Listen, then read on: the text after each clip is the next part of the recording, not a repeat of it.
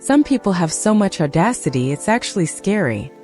Today we're diving into 4 stories where entitled people thought they could take whatever they wanted, until karma decided to step in. Story number 1. The shared wedding dress. Some people have so much audacity, it's actually scary. My sister is one of them.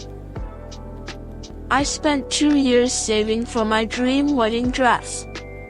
It was a custom Vera Wang, and it cost me $5,000.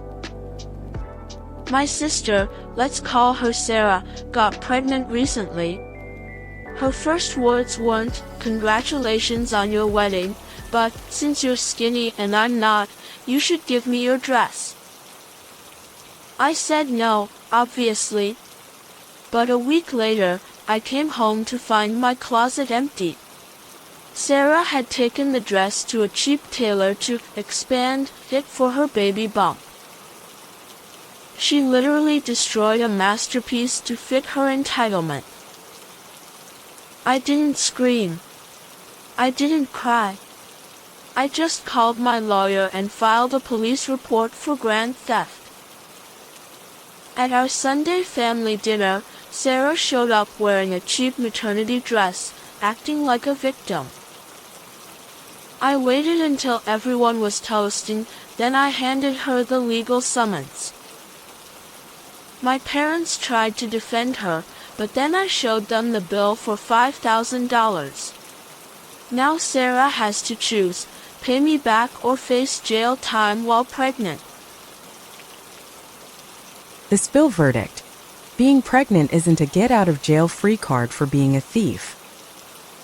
Story number 2. The neighbor's free pool. My neighbors have the audacity to think my property is shared. I have a beautiful, in-ground pool, and I paid for every cent of it. This summer, I went on vacation for 2 weeks. When I came back, my backyard looked like a hurricane hit it. My trash can was overflowing, there were empty beer bottles everywhere, and my pool liner was torn.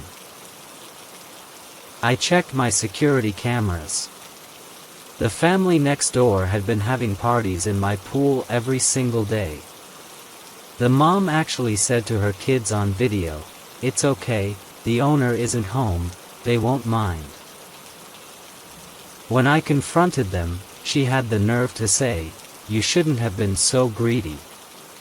We need a way to cool down, and your pool is just sitting there." I didn't get into an argument. I just called my lawyer and filed a police report for trespassing and destruction of property. While I was waiting for the police, I disconnected their connection to my home's guest Wi-Fi, which, unknown to me, they had been using to run all their smart home devices. Suddenly, their lights went dark, their smart locks locked them in, and their smart AC shut off. Now they are selling their second car to pay me $12,000 in damages. The spill verdict. My pool isn't a shared resource, and my Wi-Fi isn't a charity. Enjoy the heat. Story number 3. The inheritance thief. 2 days after my father passed away, my stepmother had already packed my clothes and told me to get out of the house. She claimed that Dad left her everything, and that she was doing me a favor by not suing me for years of squatting. My father built this house. He always told me it was going to be my inheritance. I was only 19 years old, and I was about to be homeless. My stepmother showed me a will. It looked real, but I knew my father. He always had a backup plan. I remember he gave me a key to a safe deposit box on my 18th birthday. He told me to use it when things get unbearable. I went to the bank, and there it was, the real, notarized will. It left the house and all assets to me. My father had also left a video message where he specifically stated that he didn't trust his new wife and knew she would try to forge a will. Instead of kicking me out, my stepmother was met by my lawyer and federal agents. She was arrested for forgery and attempted fraud. Now she is facing jail time, and thanks to a clause in the real will, she gets absolutely nothing. Not even her marital share. The spill verdict. Don't try to steal a dead man's fortune when his daughter has the real keys. Story number 4. The stolen promotion. I spent 3 months developing a new code for our company's main project. I was proud of it. But when the time came to present it to the board, my colleague, let's call her Jessica, stepped forward and claimed it was her work. She had gotten access to my files and literally copy-pasted my work. She was rewarded with a $10,000 bonus and was made my new senior manager. I didn't get angry.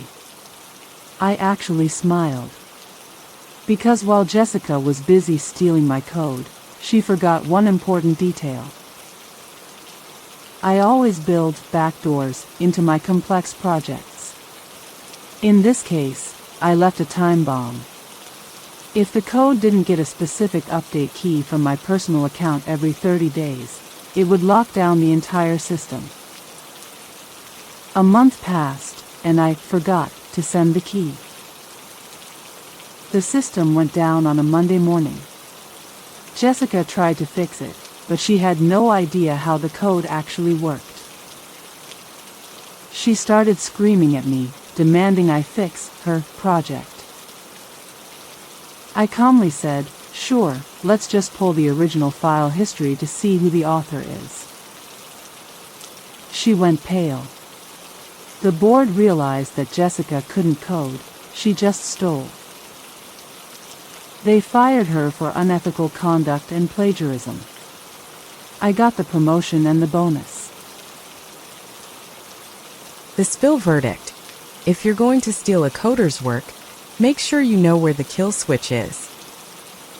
And that is the power of karma. Whether it's a stolen dress or a stolen house, life has a funny way of balancing the scales.